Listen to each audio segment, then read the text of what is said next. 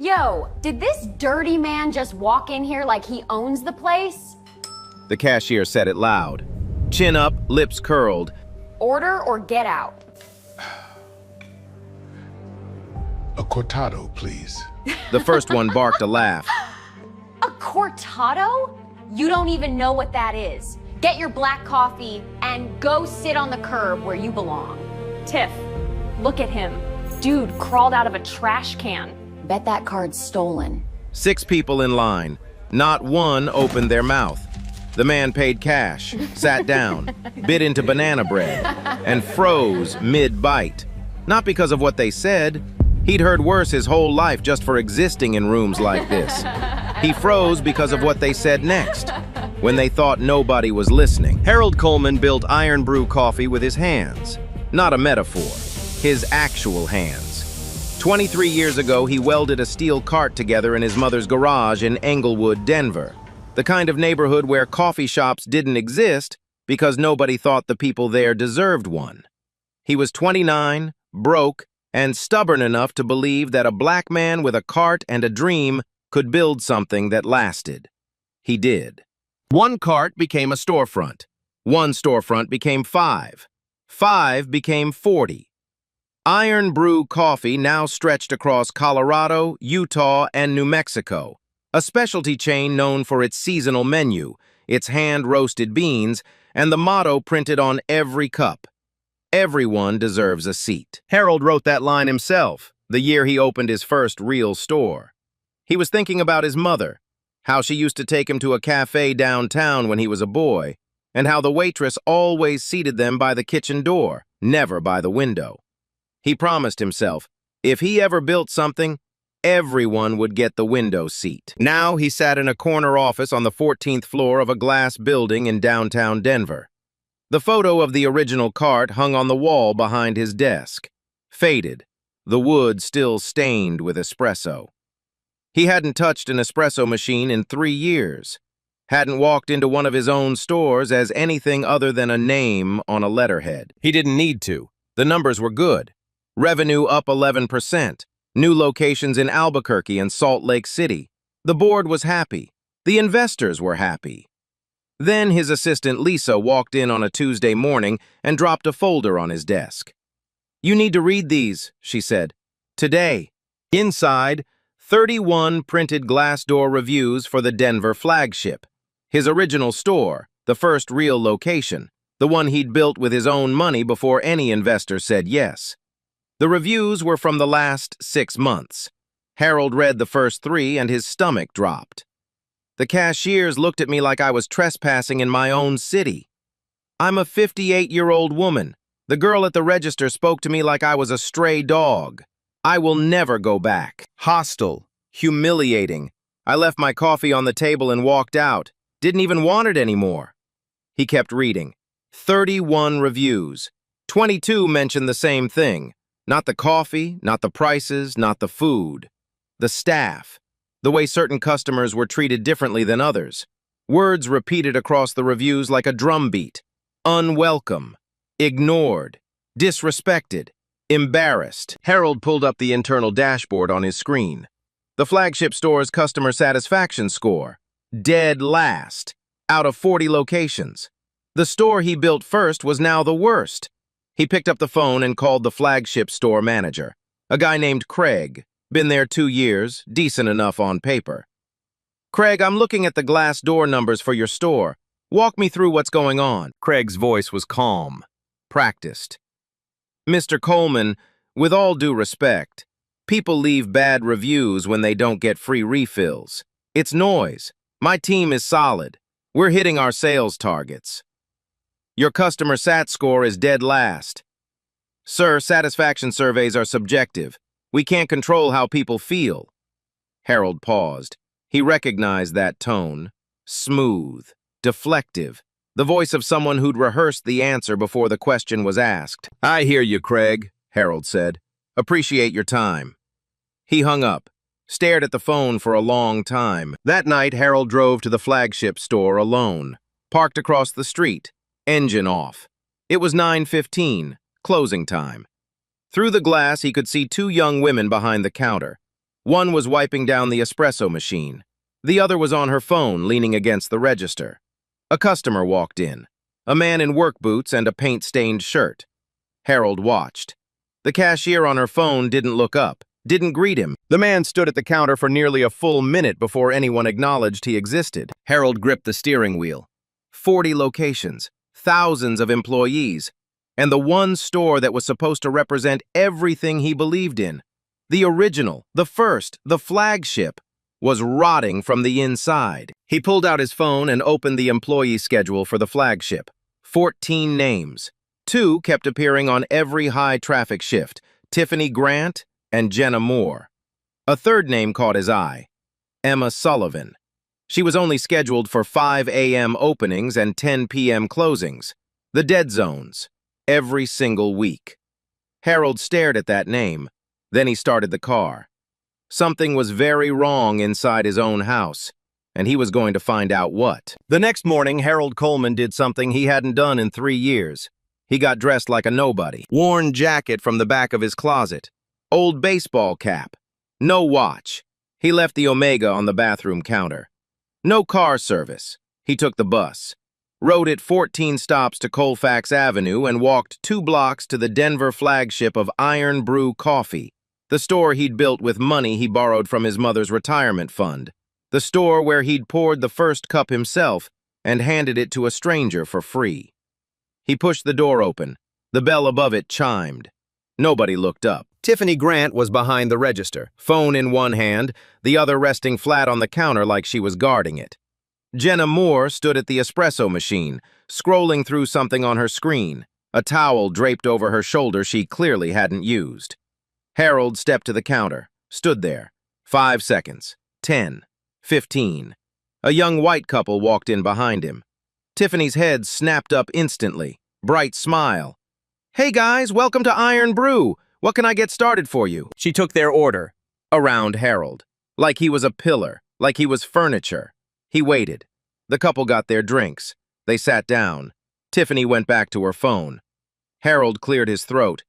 "Excuse me, I'd like to order." Tiffany looked up. Her eyes traveled from his cap to his jacket to his shoes. Slow, deliberate. The way someone scans something they've already decided to throw away. "What do you want?" Not a question. A verdict. "A cortado, please. And a slice of banana bread." Tiffany tilted her head. "A cortado." She turned to Jenna. "He wants a cortado." Jenna snorted without looking up. Tiffany turned back to him, speaking slowly, the way adults speak to children who aren't theirs. "Sir, do you know what a cortado is? Or do you just want a regular black coffee? Keep it simple." Harold felt the heat climb his neck. He kept his voice level. "I know what a cortado is. I'd like one, please." Tiffany shrugged, punched it in. Didn't ask his name, just scribbled BC on the cup. He didn't ask what it stood for. He already knew. He paid cash. Tiffany took the bills with 2 fingers like she was pulling a receipt from a wet floor. Dropped his change on the counter instead of his hand. 3 coins rolled. He picked them up one by one. He took his cup and the banana bread to a corner table, sat down. The cortado was lukewarm. The banana bread was good. Actually, it was excellent. The best thing on the menu, and he hadn't even known it existed. He took a bite. And that's when he heard it. Jenna leaned across the register toward Tiffany. She didn't lower her voice, didn't even glance in his direction, as if he wasn't worth the effort of discretion. "Yo, did you see him count those coins off the counter? That was painful." Tiffany laughed. "I don't know why people like that come in here. This isn't a shelter. Go to McDonald's." "He's just gonna sit there all day, watch. Take up a table, buy 1 coffee, never tip. They never do." "At least he didn't bring his whole family. Last week that one woman brought 3 kids. 3! And let them run around like animals. I told Craig if we don't start filtering, this place is gonna look like a bus station." Jenna nodded. "For real, we need to protect the vibe. Some people just don't fit the brand, you know?" Harold set the banana bread down. His hand was steady, but his jaw was locked. He stared at the table. A coffee ring stained the wood. Probably been there for weeks. Nobody had wiped it. He pulled out his phone, opened the Notes app, typed 1 word. Rot. Then he sat there for another 45 minutes, watched, listened, saw Tiffany greet every young, well-dressed white customer with a smile and a, "Hey, babe," saw her hand a middle-aged black man his drink without a word or eye contact, saw Jenna turn away from an elderly woman to take a selfie. He finished his cortado, left the cup on the table, walked out. Nobody said goodbye, nobody said thank you, nobody even noticed he left. Harold stood on the sidewalk outside his own store, the store with his motto on every cup, "Everyone deserves a seat." He pulled out his phone and called his VP of operations. "Ray, clear my schedule for next week, all of it." "Harold, you've got the investor lunch on Thursday." "All of it, Ray. I'm going back in, not as corporate, not as the founder, as nobody. And I need you to make sure not a single person in that building knows." That night, Harold didn't sleep. He sat in his apartment, a two-bedroom in Capitol Hill, modest for a man who owned 40 stores, and replayed every second. The eye roll, the two-finger bill grab, the coins dropped on the counter, BC on the cup, the word filtering, the laughter that wasn't meant to be funny, it was meant to be a wall. He'd spent 52 years on the other side of walls like that. He thought he'd built a company that didn't have them. He was wrong. At 6 in the morning, he called Ray. "I need a cover. New hire, transfer trainee from the Springs location. Name in the system, Henry Williams. Can you build that?" Ray exhaled. "Harold, I can have legal and HR handle this in 48 hours. We pull the tapes, fire the 2 cashiers, done." "If I fire 2 cashiers, I fix 1 store. I want to know if the whole house is sick, Ray." Silence. "How long?" 4 days. "And if someone recognizes you?" Harold almost laughed. "I just spent an hour in my own store. The woman behind the register looked me in the eye and told me to sit on the curb. Trust me, nobody in that building has ever looked at the About page." He spent the next 2 hours preparing, trimmed his beard shorter, uneven the way a man looks when he doesn't own a mirror he likes. Went to Goodwill and bought a gray polo, dark jeans, scuffed work shoes. Then he printed the employee handbook and read all 40 pages for the first time in 2 years. What he found made him sit down. The customer experience protocol was detailed, specific, greeting standards, service timelines, complaint resolution, all written out. But there was no enforcement mechanism, no audits, no anonymous reporting channel. The entire protocol relied on one assumption, that people would follow it because it was right. Harold closed the handbook. He thought about his mother, how she used to say, "Good intentions don't survive bad management." She was always right. He pulled up the flagship shift schedule. Tiffany Grant and Jenna Moore were on every peak shift, Tuesday through Saturday, 10 a.m. to 6 p.m., the golden hours. Emma Sullivan was scheduled for 5 a.m. to 8 a.m., then 9 p.m. to close. Every single week, for 4 months straight. The earliest mornings and the latest nights. No peak hours, no visibility, no tips worth counting. 4 months of dead zone shifts. That wasn't bad luck. That was a pattern. Harold put on the gray polo, laced the scuffed shoes. The man in the bathroom mirror didn't look like the CEO of a 40-store chain. He looked like exactly the kind of person Tiffany Grant would tell to sit on the curb. Good. He drove to the flagship and parked in the alley. The employee entrance was a narrow metal door, paint chipping, no camera.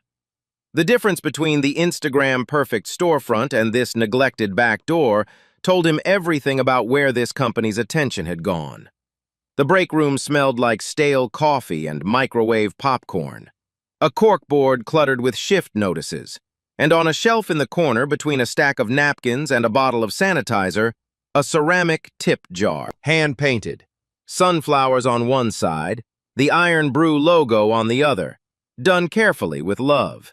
Nearly empty. And taped to the front, a sticky note in bubbly handwriting.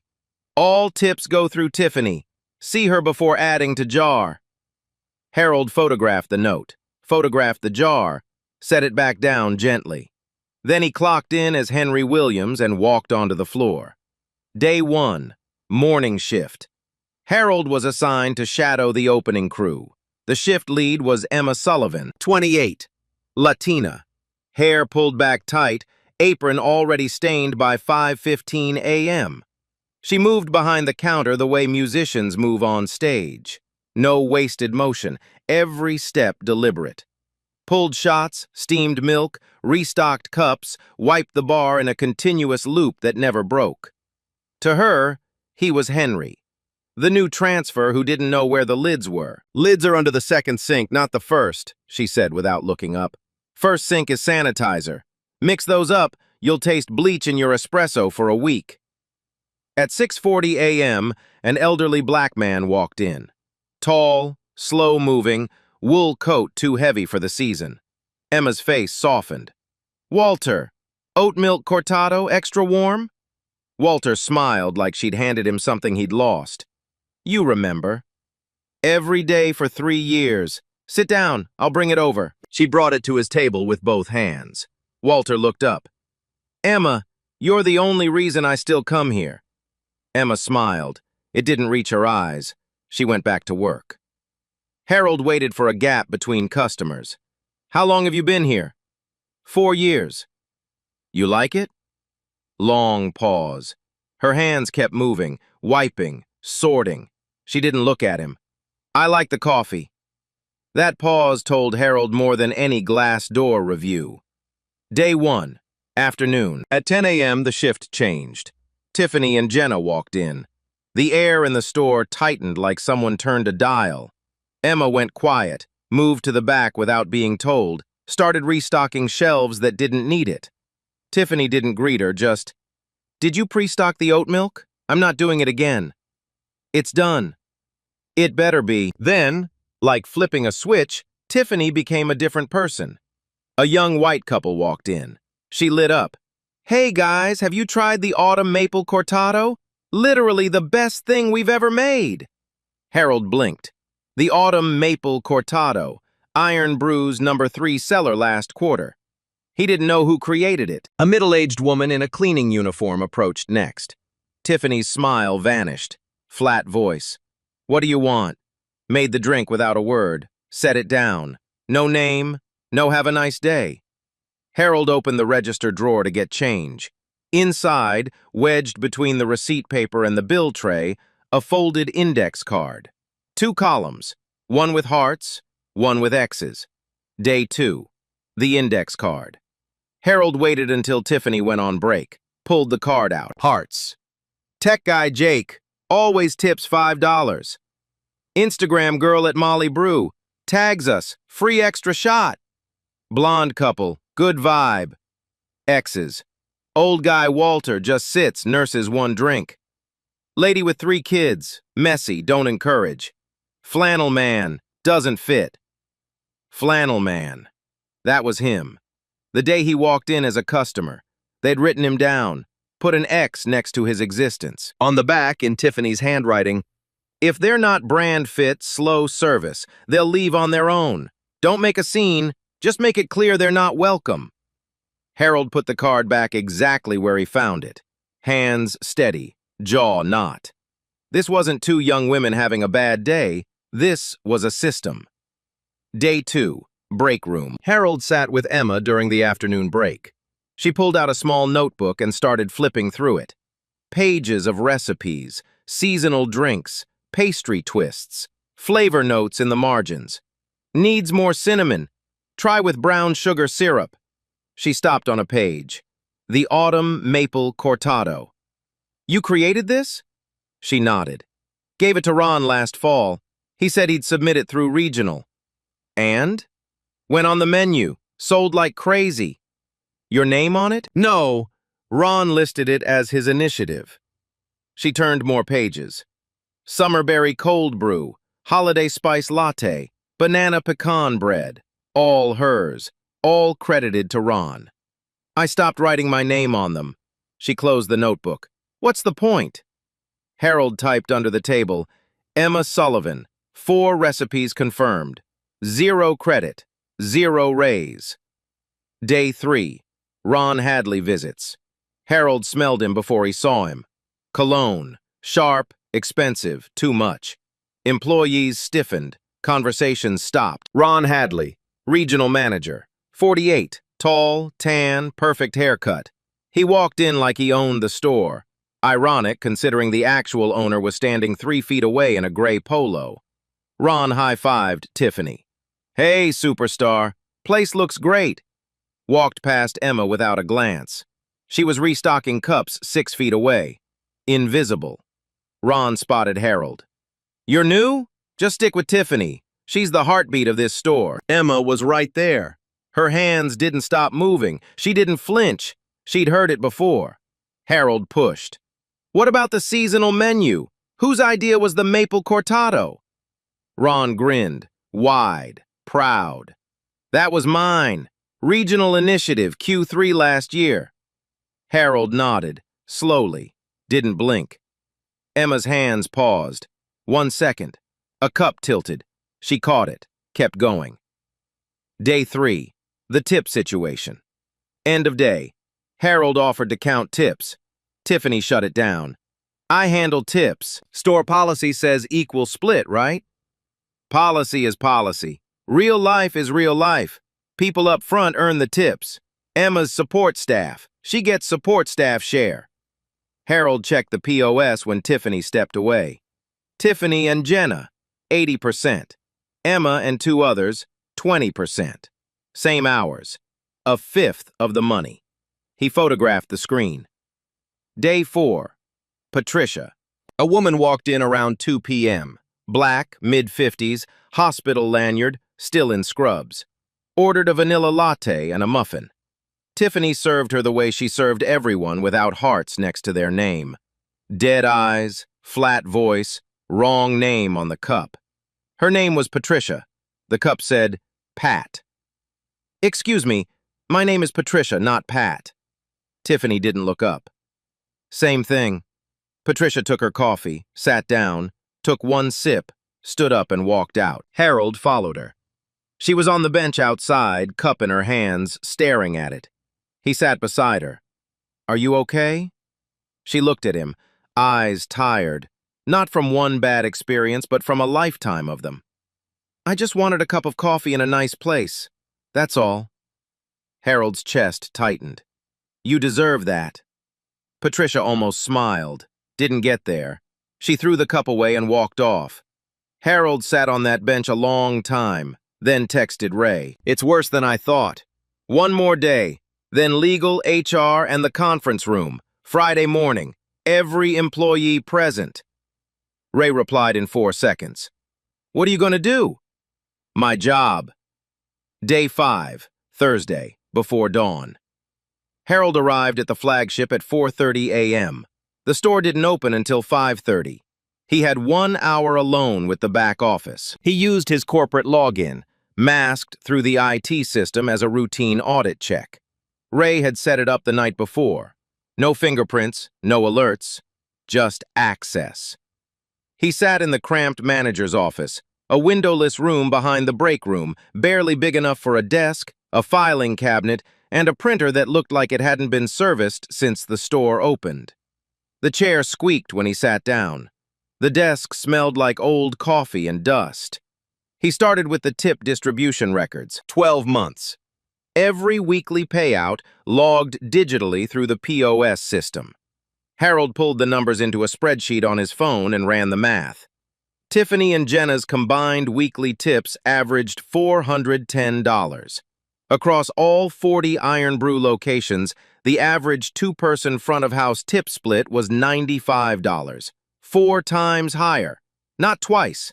Not a little more. 4 times. Emma Sullivan's tip share had decreased every month for 9 consecutive months, from $62 per week down to $11. The same period Tiffany had been on staff. Harold screenshotted every page. Next, Ron Hadley's quarterly innovation reports. Harold pulled them from the regional shared drive. 4 regional menu initiatives submitted over the past 14 months, each one credited to Ron as the originator. Autumn Maple Cortado, submitted October last year. Summerberry Cold Brew, submitted June. Holiday Spice Latte, submitted December. Banana Pecan Bread, submitted March this year. Harold opened the photographs he'd taken of Emma's notebook, page by page, date by date. Autumn Maple Cortado.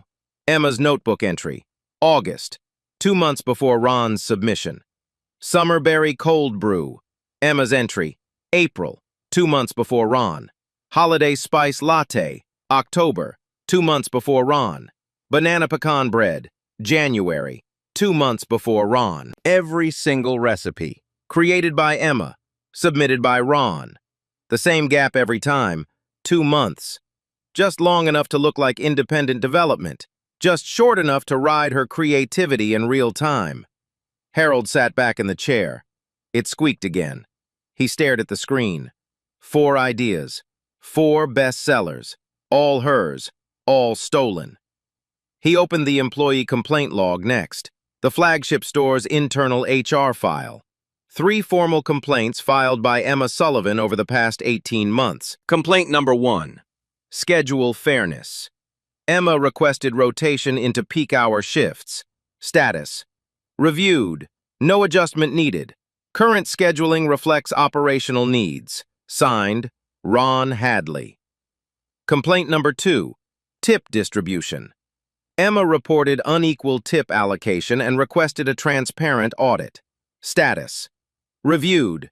Tip policy is at store-level discretion. No action required. Signed, Ron Hadley. Complaint number 3. Credit for menu contributions. Emma requested formal recognition for the Autumn Maple Cortado and 3 other recipes she originated. Status. Reviewed. Menu development is a regional function. Individual contributions are noted internally. No further action. Signed, Ron Hadley. 3 complaints, 3 dismissals, same signature, same dead end. Harold opened one final file, Tiffany Grant's employee record. He scrolled past the hire date, the W-4, the direct deposit info, stopped at the emergency contact field. Emergency contact, Ron Hadley. Relationship, uncle. Harold exhaled, slow, controlled. The way a man breathes when the last piece of something ugly clicks into place. Uncle. Tiffany was Ron's niece. Ron shielded Tiffany. Tiffany ran the floor. Jenna followed Tiffany. Emma filed complaints, and Ron buried them. Ron stole Emma's recipes, and Emma had no one above Ron to report to.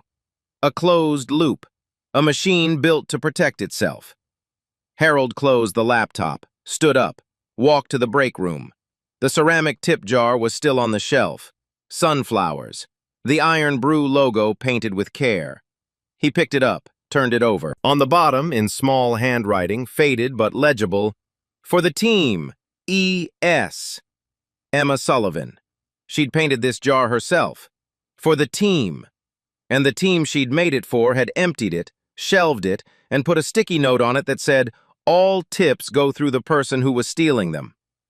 Harold set the jar back down. Gently, like it was evidence. Because it was. He pulled out his phone, called Ray. "Legal and HR, are they confirmed for tomorrow?" "Confirmed. Conference room's booked. Every flagship employee will be there at 8 a.m. One more thing. I want the big screen set up. I'm going to show them something." "What are you going to show them?" "The truth." Harold hung up. He stood in the break room, alone, surrounded by bags of coffee beans and the faint smell of bleach. He looked at the tip jar one more time. The sunflowers, the careful brush strokes, the initials on the bottom. Then he turned off the light and walked out. Tomorrow, he was going back through the front door. Friday morning, 8 a.m. The flagship was closed to customers. Every employee was in the conference room, a windowless space behind the store floor. 14 plastic chairs in rows, fluorescent lights buzzing, the faint hum of the espresso machine bleeding through the wall. Tiffany sat in the second row, phone in hand, annoyed at the mandatory meeting. Jenna next to her, chewing gum, whispering something that made Tiffany smirk.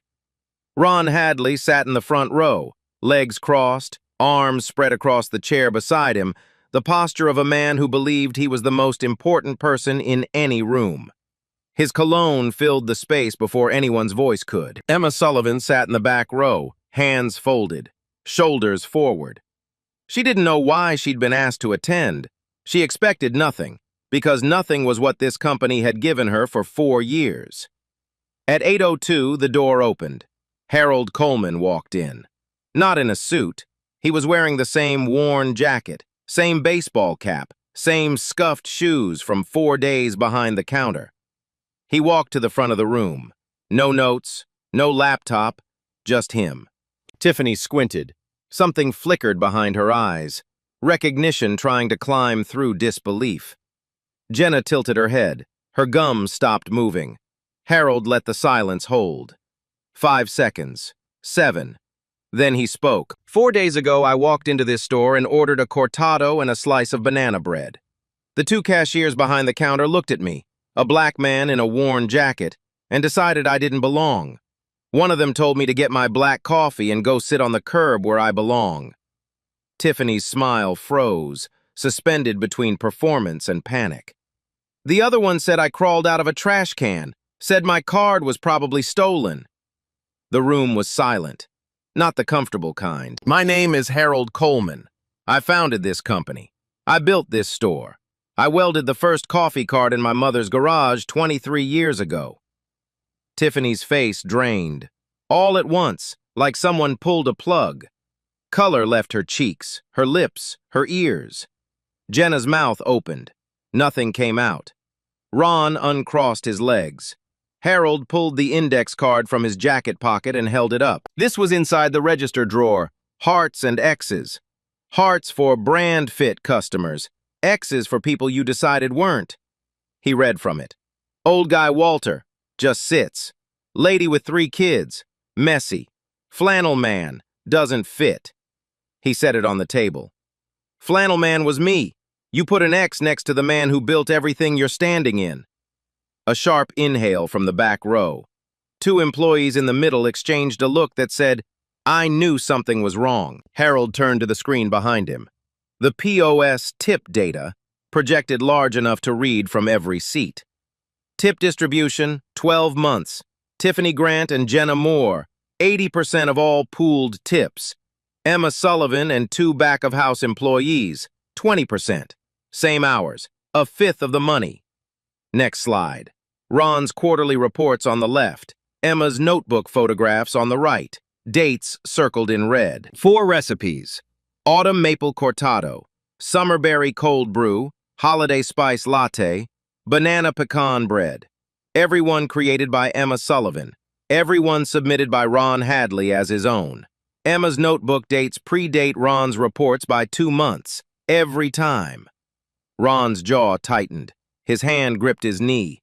He opened his mouth. I can explain. I'm not finished. Harold's voice hadn't risen. It had dropped. And that was worse. Final slide. 3 complaint records, all filed by Emma, all marked resolved, no action required, all signed by the same name. 3 complaints, schedule fairness, tip distribution, recipe credit, all filed by Emma, all dismissed by Ron Hadley. Harold looked at Ron. The same Ron Hadley listed as Tiffany Grant's emergency contact. Relationship. Uncle. Ron's face didn't drain like Tiffany's. It hardened. Eyes darting left, calculating, not confessing. A man running out of exits and checking for windows. Harold turned to Emma.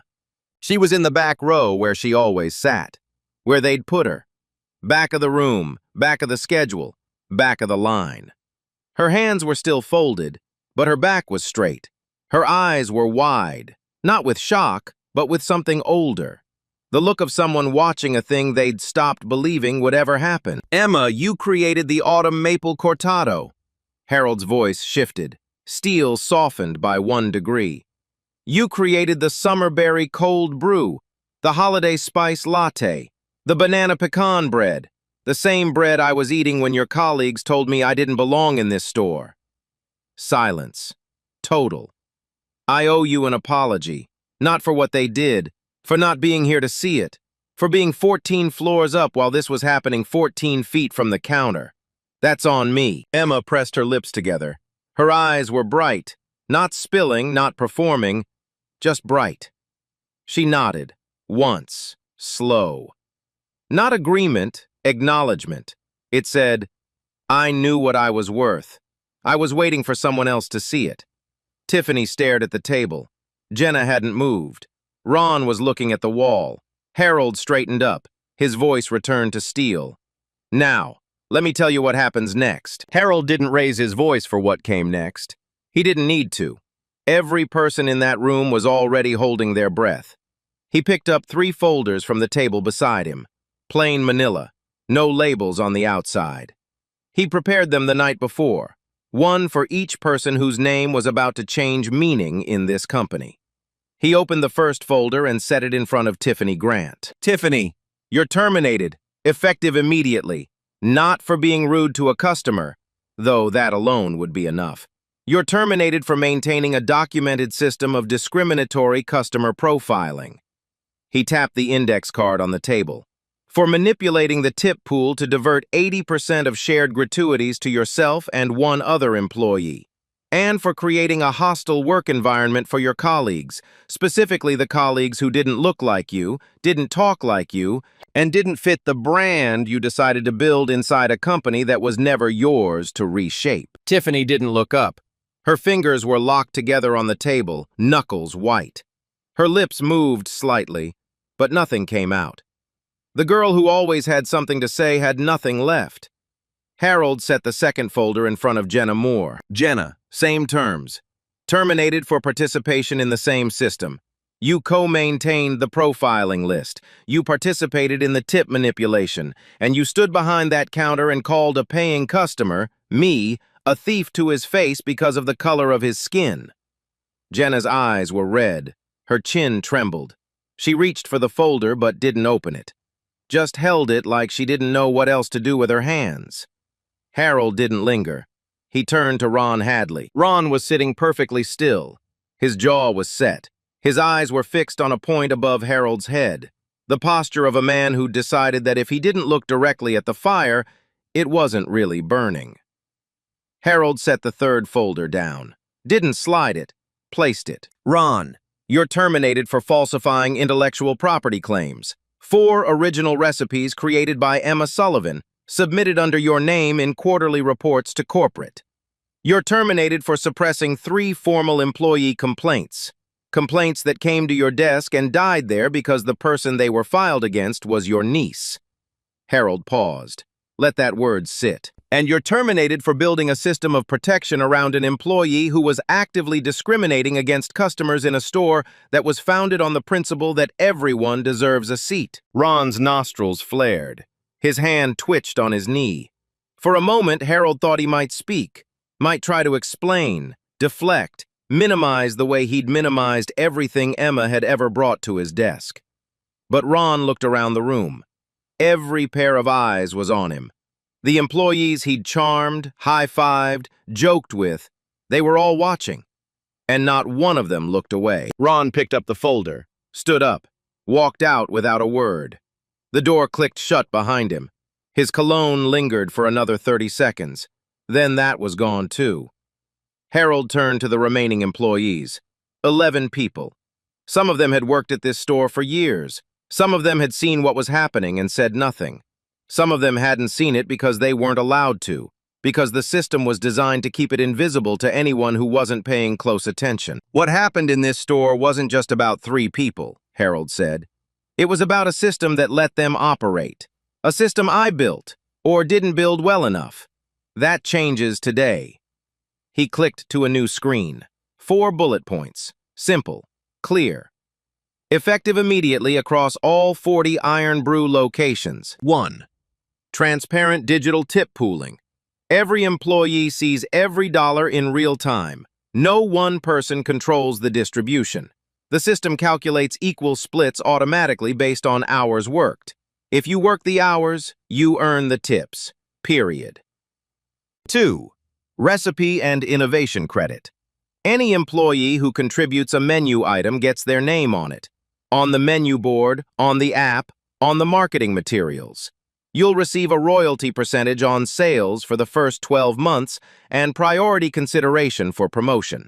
Your ideas are yours. Nobody takes them. 3. An independent reporting channel. Complaints no longer go through your regional manager. They go to a third-party HR firm that reports directly to me. Not to Craig, not to the next Ron, to me. If your voice was buried before, I'm giving it a direct line to the top. 4. Quarterly undercover audits. Every 90 days, someone from this company, me, Ray, a VP, someone you won't recognize, will walk into a store as a customer. No announcement, no warning. And we'll see what you see. We'll feel what your customers feel. If the experience matches our values, great. If it doesn't, we'll know. And we'll act. Harold let the screen sit. Let them read it again. Then he turned to Emma. She was still in the back row. Still straight-backed. Still quiet. But something had shifted. The smallest change, like a window cracked open after years of being sealed shut. Her chin was a half-inch higher than it had been 10 minutes ago. Emma. Harold's voice changed again. The same shift the room had felt during the reveal, steel giving way to something warmer underneath. I'm offering you the position of Regional Innovation Lead. You'll oversee seasonal menu development for all 40 stores. Your recipes will carry your name, retroactively. Your salary will reflect your contribution, backdated to the date of your first recipe submission. He slid a folder across the table. Different from the other 3, thicker, heavier. Emma stood up, walked to the front. She didn't rush. Every step was deliberate, the same way she moved behind the counter. No wasted motion, no performance. She opened the folder. Inside, the formal offer letter. A back pay check for 18 months of stolen tips, calculated to the cent. And a new name badge. Emma Sullivan, Regional Innovation Lead. She ran her thumb across the badge. Slow. The way you touch something you've imagined 1,000 times but never believed you'd hold. Her lips pressed together. Her eyes were bright. Not spilling, not performing, just bright. The kind of brightness that comes from being seen after years of being deliberately hidden. She looked at Harold, didn't speak. Then she closed the folder, held it against her chest, and turned to the room. Thank you, she said. 2 words. Quiet, steady. Not grateful in the way people are when they receive a gift. Grateful in the way people are when something stolen is finally returned. Nobody clapped. Nobody needed to. The silence in that room said more than applause ever could. Emma turned and walked to the break room. She came back 30 seconds later carrying the ceramic tip jar. Sunflowers faded, the Iron Brew logo painted with care, the initials ES still visible on the bottom. She walked past the conference room, through the door, onto the store floor, and set the jar on the counter next to the register, right where customers could see it. Then she peeled off the sticky note. All tips go through Tiffany, and dropped it in the trash. She looked at the empty store, chairs stacked, lights on, the espresso machine humming softly. She straightened her apron and waited for the doors to open. 3 months later, the Denver flagship of Iron Brew Coffee didn't look different from the outside. Same brick facade, same glass front, same logo above the door. But inside, everything had changed. The first thing customers saw was a chalkboard by the entrance, hand-lettered, updated weekly in Emma Sullivan's handwriting. This season's menu, created by our team. 4 recipes, each one with a name next to it. Not a corporate code, a person. Autumn Maple Cortado, Emma Sullivan, Denver flagship. Winter Cinnamon Cold Brew, Maria Torres, Salt Lake City. Spring Honey Lavender Latte, Deshaun Williams, Albuquerque. Summer Peach Iced Tea, Emma Sullivan, Denver flagship. 2 of the 4 were Emma's. Nobody had to steal them anymore. They came from a woman with a notebook and a talent that 4 years of silence couldn't kill. The team behind the counter was different. Harold hadn't gutted the staff. He'd removed the rot and let the rest grow. 3 new hires filled the gaps. Emma had a say in every hiring decision. Her only requirement, they have to actually like people. All people, not just the ones who look good on Instagram. One of those new hires was Patricia Davis, The woman from the bench. the nurse who'd walked in 3 months ago, been called Pat by a cashier who couldn't be bothered, and left without finishing her coffee. Harold had tracked her down through the customer feedback form she'd filled out, the one nobody had answered. He called her personally, told her what had changed, then asked a question she didn't expect. "Would you ever want to work here?" Patricia had laughed, the kind that sits on the edge of crying. "You're serious? You told me all you wanted was a nice place where nobody looked at you like you didn't deserve to be there. I want to build that place, and I think you'd be better at it than anyone I could find on a job board." Patricia started the following Monday.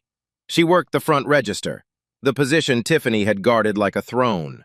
She greeted every customer the way Emma taught her. Eye contact, full name on the cup, drink handed over with both hands.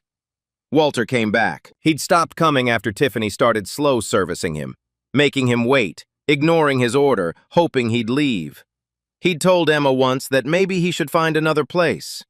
Then one Tuesday morning, 6:45 a.m., same as always, Walter walked through the door. Wool coat, slow steps. He stood at the counter and just looked around like he was checking if it was safe. A new barista looked up and smiled. "Oat milk cortado? Extra warm?" "Walter, right?" Walter stared. "How do you know my name?" "Emma told us about our VIPs. You're at the top of the list." Walter laughed, short, surprised, the sound of a man who'd forgotten what it felt like to be expected somewhere. He sat at his window table, the one Tiffany's index card said he didn't deserve. When he left, he put a $5 bill in the ceramic tip jar. Emma had repainted the sunflowers the week after the meeting. The jar sat front and center exactly where she'd placed it. Walter tapped the rim twice, the way you knock on a door you're glad is open. "See you tomorrow, Emma." "See you tomorrow, Walter." Harold visited the flagship once a month now, always through the front door, always as a customer first. On one visit, he noticed something new on the wall beside the chalkboard. A framed black and white photograph, a young man in his 20s standing beside a steel coffee cart in a garage, grinning like he'd just built something that mattered. Below it, a small plaque. "Everyone deserves a seat. Harold Coleman, founder." He asked Emma about it. "Who put that up?" She shrugged, the same shrug she'd given him 100 times, but lighter now. "The team. They thought customers should know where this place came from." Harold ordered a banana bread, sat at the same corner table where he'd frozen mid-bite 3 months ago. Patricia handed him his cortado with both hands. Walter was at the window table. Emma was in the back. He could smell cardamom from here. He bit into the banana bread. This time, he finished it. The Denver flagship closed at 9 p.m. on a Friday. The same day of the week, Harold had walked into that conference room and changed everything. The store was quiet now, chairs stacked on tables. The espresso machine cooling down, ticking softly the way engines do after a long drive. The last customer had left 20 minutes ago, a college kid who'd stayed past closing to finish a paper. Emma let her stay. Didn't rush her, just wiped down the tables around her and said, "Take your time. We're not going anywhere." The chalkboard by the entrance still read, "This season's menu, created by our team." The framed photograph of Harold's original cart hung beside it. The plaque underneath caught the last of the overhead light. "Everyone deserves a seat." On the counter, the ceramic tip jar sat in its place. Sunflowers bright, freshly painted, full. Not with spare change, with bills, 5s and 10s folded and tucked in by customers who knew the people behind this counter by name. Emma locked the register, untied her apron, hung it on the hook in the break room. The same hook where her name badge used to dangle with the wrong title. The new badge was pinned to the apron now. Emma Sullivan, Regional Innovation Lead. She ran her finger across it the way she had the first time. Still real. She turned off the lights, walked to the front door, paused. The store was dark except for the glow of the street outside.